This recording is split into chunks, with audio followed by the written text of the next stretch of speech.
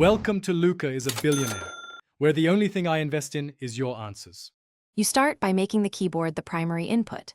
Enable sticky keys and mouse keys so the numeric pad can act like a cursor, and make sure numlock is on. Press the Windows key or Ctrl+ESC to open the Start menu.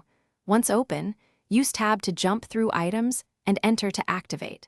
Use Alt to access menu bars and Alt plus underlined letter to trigger menu commands.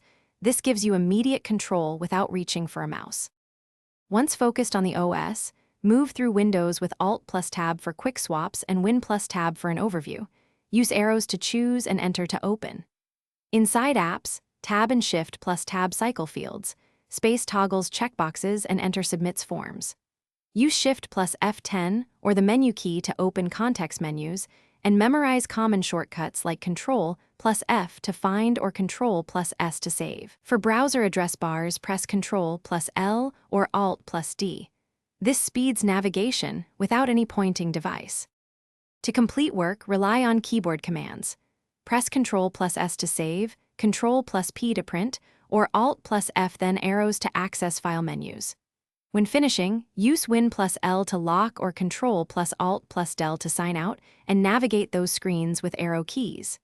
If something goes wrong, say focus disappears. Press ESC first, then Alt plus Tab to recover the window. If that fails, restart the shell or toggle access.